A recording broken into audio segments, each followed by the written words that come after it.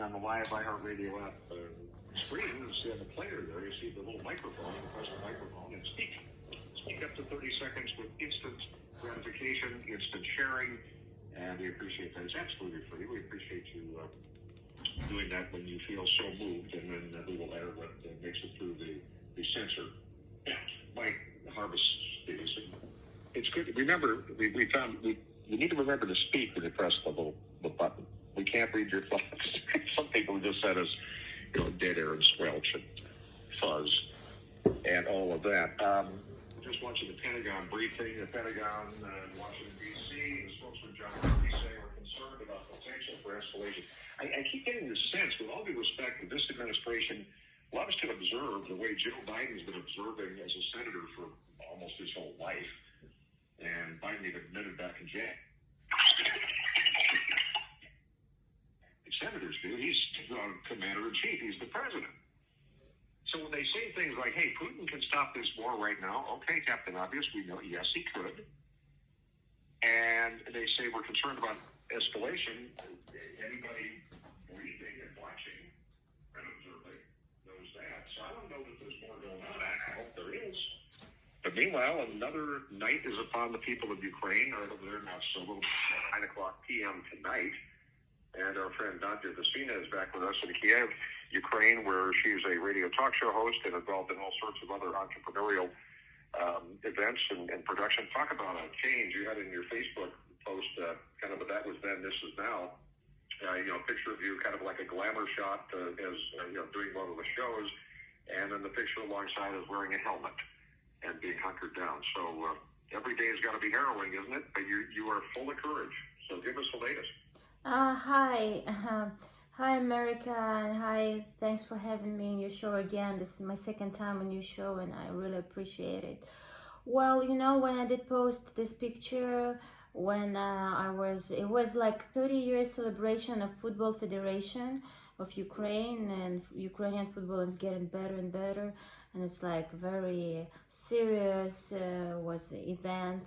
And then other serious situation when you're in a helmet driving with the soldiers at night in Kiev, and Kiev is blocked at night. People are not allowed to go outside, they're not allowed to drive, to visit stores, everything is blocked, and everywhere is police controlling every single corner of the road. So these differences of my life, of our lives, is like in a movie. I know it's life. It's life. I remember when I started my volunteer, I was living in Chicago, and I was going from Chicago to Donetsk area where war just started, where Russia started aggression in Donetsk. Then I was going to Las Vegas to perform, and then I was going again to Donetsk, again with a bulletproof vest and a helmet. Then I was going to Tennessee, to Pigeon Forge, family city, like a fantastically family spirit there. I performed there, and then I go again to Donetsk. Like all these crazy things which are happening, but I understand why why me and all other people of Ukraine work so hard. We work for freedom. We do everything to live normal life, the life we deserve.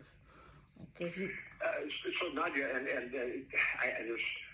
I guess it'd be easy for people to say, well, so you're kind of used to this. I don't know if you ever get used to it, but you do what you have to do. You can't hide in a closet someplace and wait until it goes away. You got to be engaged. The people who haven't fled the country, and I guess now we're at almost 2.5 million refugees. It's such a horrific part of the story here. But of course, the men are staying back, and you're right there in Kiev. One of the stories I'm reading, here's the Sun newspaper out of London. Fortress Kiev, Russian troops and 40-mile death convoy move into attack positions near Kiev as Ukrainians fortify every street and home. So give us an idea of the building where you are, where you live, and what's it like? I don't know if you're upstairs or wherever, but what's it like downstairs?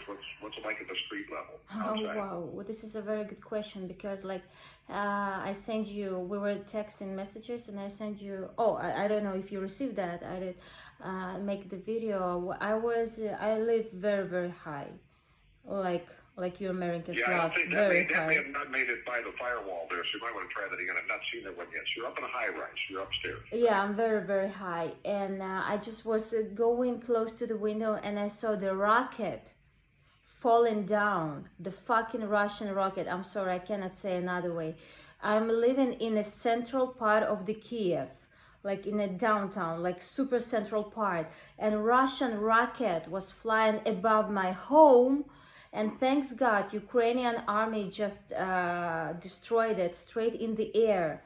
And I saw that. It's in front of my eyes. You can see a lot of huge business centers here, huge companies which are working in Ukraine, very, very big famous companies of electronic, banks and wherever, like hotels, everything.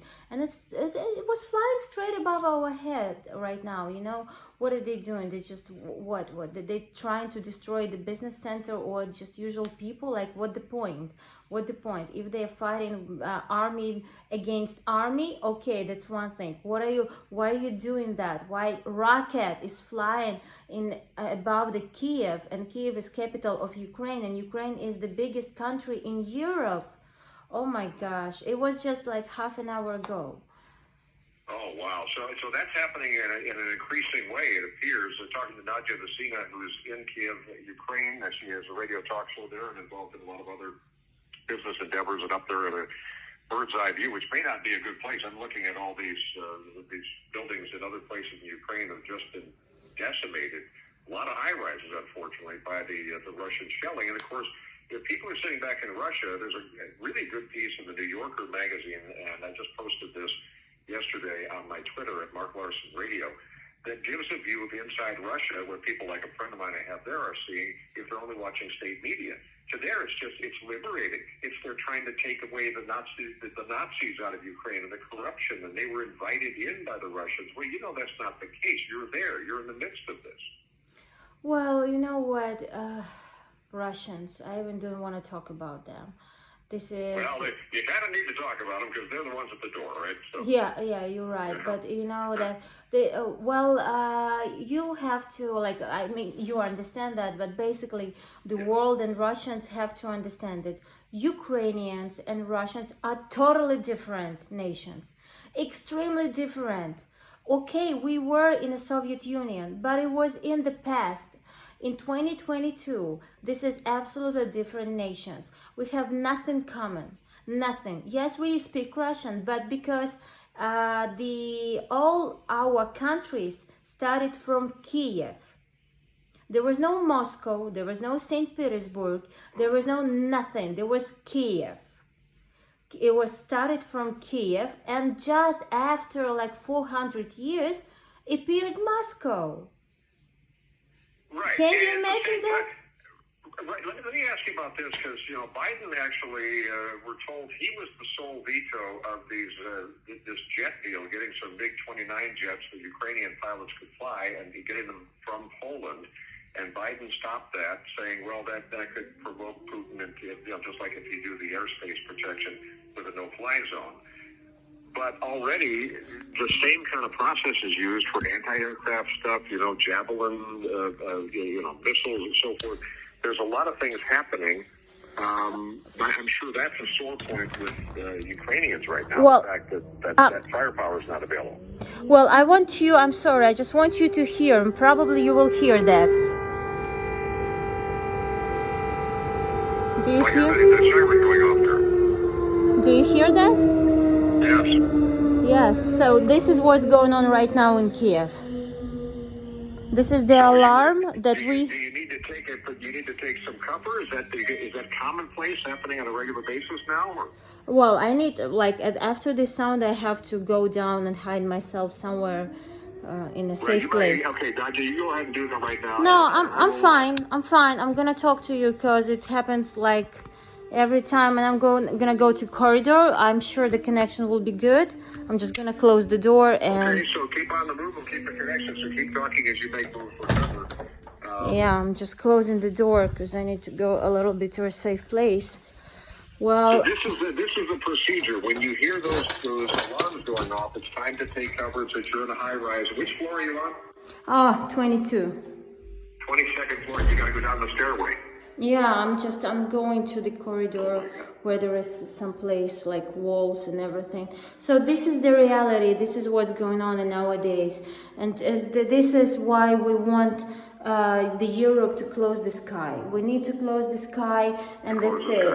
Because nobody can understand it until they feel it on themselves. When you feel it on yourself, you understand that you don't want your family, your children be attacked by Russian army or by any other armies. So until Russian army, Russian rockets didn't get to Europe and America won't close the sky. And this is horrible because they kind of, okay guys, go and fight. But again, as I told you before, it's not just about Ukraine. He wants to control the ex-Soviet Union, you know? So...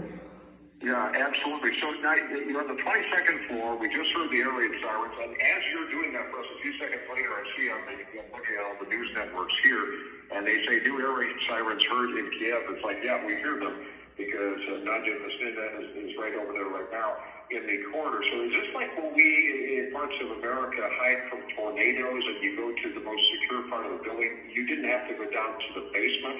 You just need to get to the center, like a stairwell where there's more walls, you mentioned, more fortification, so you don't have to keep going down the stairs?